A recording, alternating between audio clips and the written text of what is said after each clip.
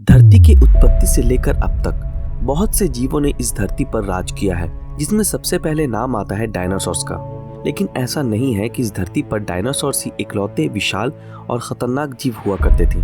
इनके अलावा भी कई ऐसे जीव इस धरती पर अपनी हुकूमत चला चुके हैं, जिनके बारे में जानकर आपके होश उड़ जाएंगे।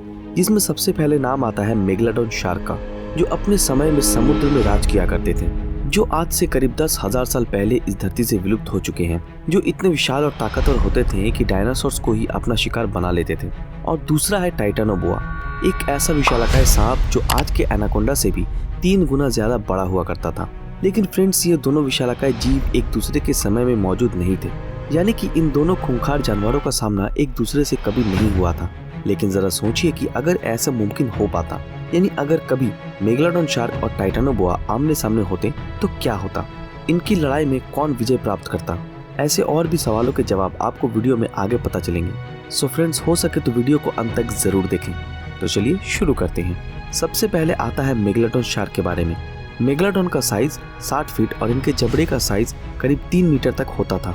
तो वहीं दूसरी तरफ टाइटानोबोआ का साइज 40 फीट तक हुआ करता था।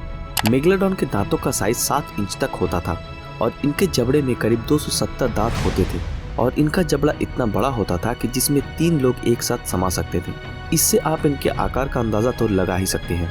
ये अपने जबड़े से अपने शिकार पर 10 टन दबाव डालकर बड़े से बड़े जीव को भी चीर फाड़ देते थे और इनका वजन करीब 100 टन तक होता था।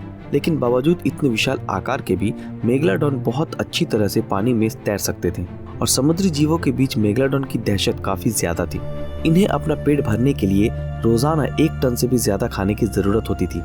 इसी कारण ये समुद्र में मौजूद किसी भी बड़े से बड़े जीव को अपना शिकार बना लेते थे। वहीं दूसरी तरफ टाइटानोबोआ के जीवाश्म मिलने के बाद रिसर्चरों को ये यकीन ही नहीं हो रहा था कि इतने बड़े आकार का सांप क्या सच में हुआ करते थे।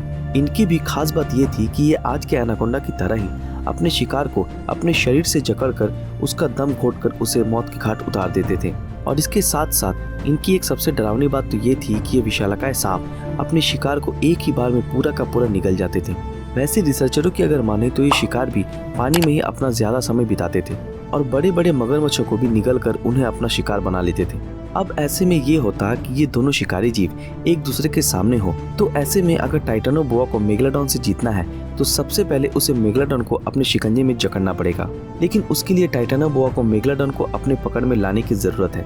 लेकिन मेगलाडोन तो पानी में काफी अच्छे तरीके से तैर सकता है, इसलिए उसकी पकड़ में इतनी आसानी से नहीं आएगा और मेगलाडोन को पकड़ने के लिए टाइटानोबोआ को काफी मशक्कत करनी पड़ेगी। और मान लीजिए कि अगर मेगलाडोन टाइटानोबोआ की पकड़ में आ भी जाता है तो फिर भी सबसे बड़ी मुश्किल की बात तो ये है कि इतने बड़े विशालकाय शार्क को जकड़ पाना टाइटानोबोआ के लिए बहुत मुश्किल होता, क्योंकि टाइटानोबोआ का साइज 40 फीट तक होता था, वहीं मेगलाडोन 60 फीट तक लंबे होते थे। साथ ही मेगलाडोन का वजन करीब 60 से 65 टन के आसपास हुआ करता था।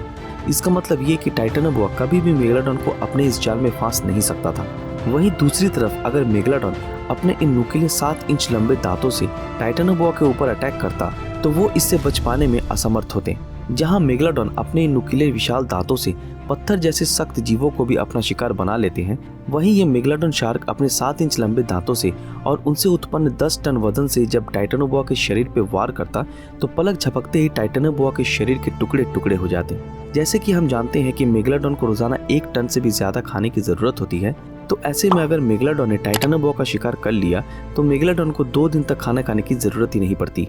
इन सारे चीजों को मद्देनजर रखते हुए हम ये कह सकते हैं कि मेगलाडोन की लंबाई, स्पीड, मजबूत और नुकीले दांत और हमले करने की क्षमता को देख हम यही कह सकते हैं कि मेगलाडोन और टाइटानोबोआ की इस लड़ाई में मेगलाडोन ही जीत जाता। दोस्तों, मेरा पर्सनल ओपिनियन तो यही कहता है।